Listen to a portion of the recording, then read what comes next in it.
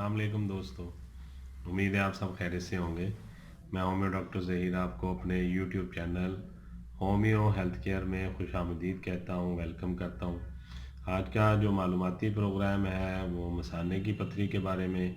Homeopathic की medicine की कुछ मैं आपको डिटेल बताऊँगा और उसकी इस बीमारी की जो अलामात हैं वो भी कुछ आपके साथ शेयर करूँगा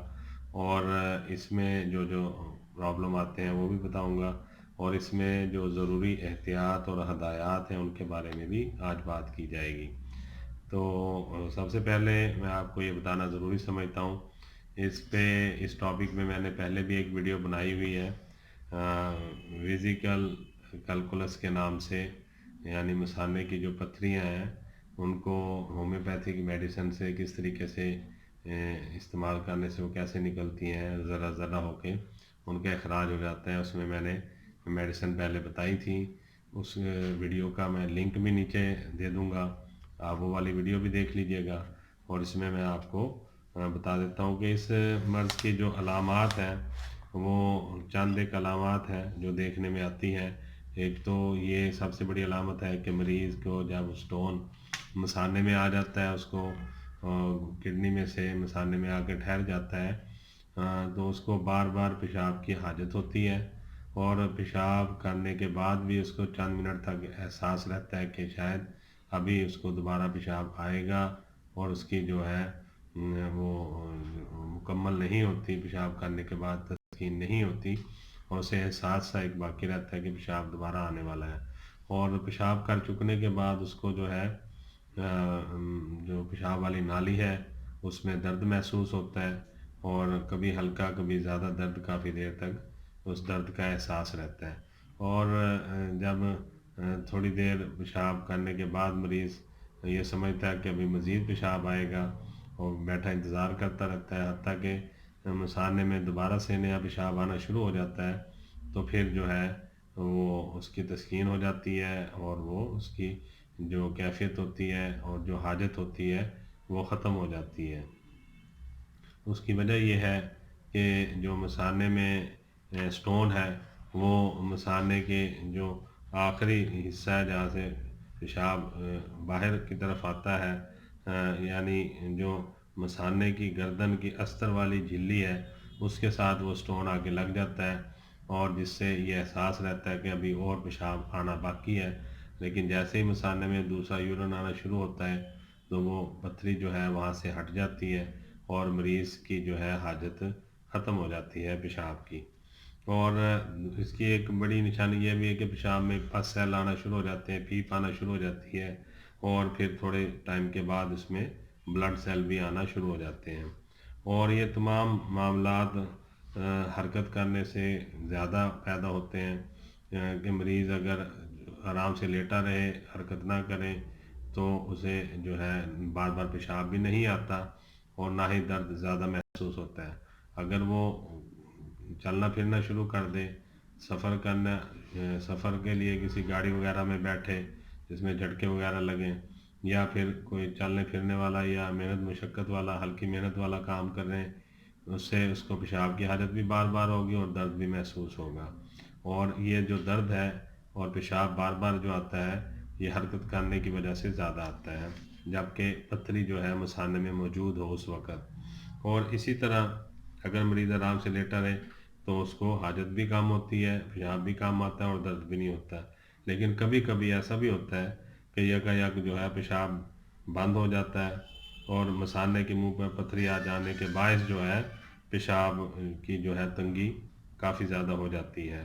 और आहिस्ता आहिस्ता फिर मसाने का जो है वर्म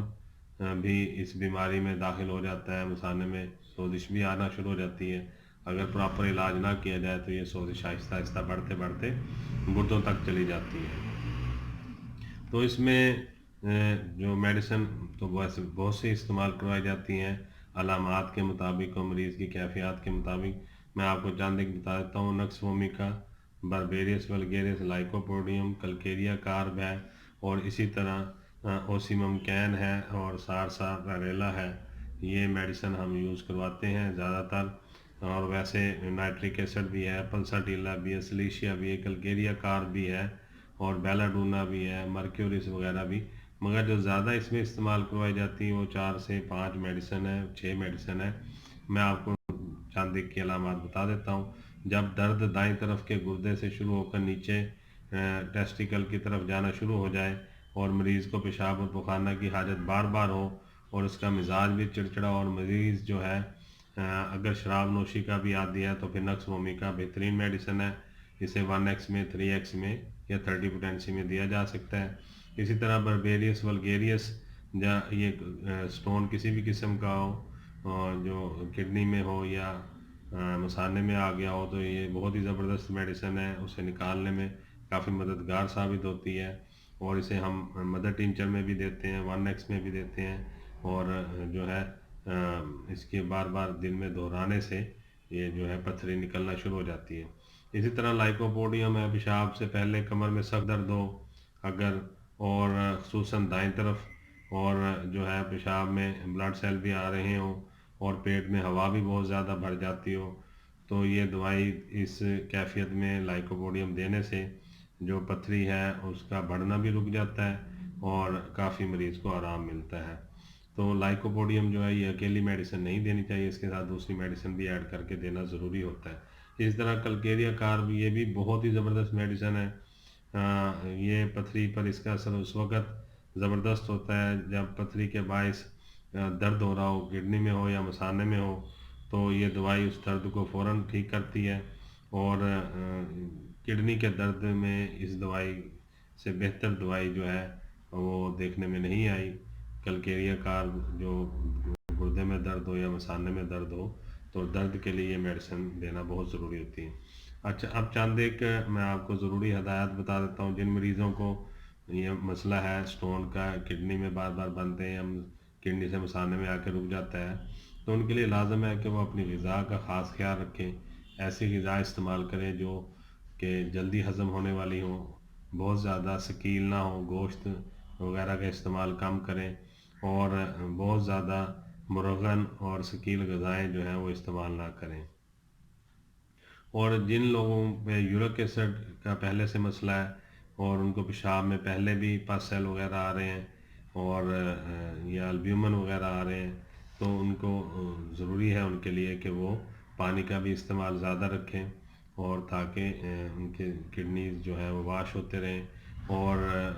اگر کسی کو ایگزالک ایسڈ کی سٹون بنتے ہیں تو ان کے لیے ضروری ہے کہ وہ پھر سبزیوں کا استعمال جو ہے وہ کم کر دیں، کیونکہ ایگزالک ایسڈ جو ہے زیادہ سبزیاں کھانے سے پیدا ہوتا ہے۔ تو یہ چند گزارشات تھیں جو میں نے آپ سے عرض کرنی تھی۔ اگر کسی بھائی کو، دوست کو مسئلہ ہے تو اس کے لیے ضروری ہدایت یہ ہے کہ وہ اپنے قریبی کسی ہومیو ڈاکٹر سے جا کر مشورہ کریں، اپنے رپورٹس وغیرہ دکھانے کے بعد، اپنی بیماری کی تمام کیفیات بتانے کے بعد،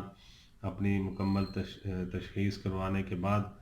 ڈاکٹر سے جو دوائی تجویز کریں وہ استعمال کریں۔ خود سے کوئی بھی میڈیسن لے کر بازار سے مت استعمال کریں، کیونکہ اس طریقے سے استعمال کرنے سے آپ کو فائدہ نہیں ہوگا۔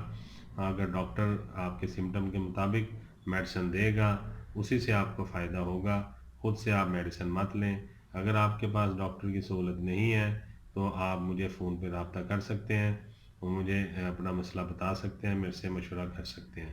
یہی گزارشات آپ سے کرنی تھی۔ امید ہے آپ کو آج کا پروگرام اچھا لگا ہوگا۔ میں ہومیو ڈاکٹر ظہیر بہت ساری دعاؤں کے ساتھ آپ سے اجازت چاہوں گا۔ السلام علیکم۔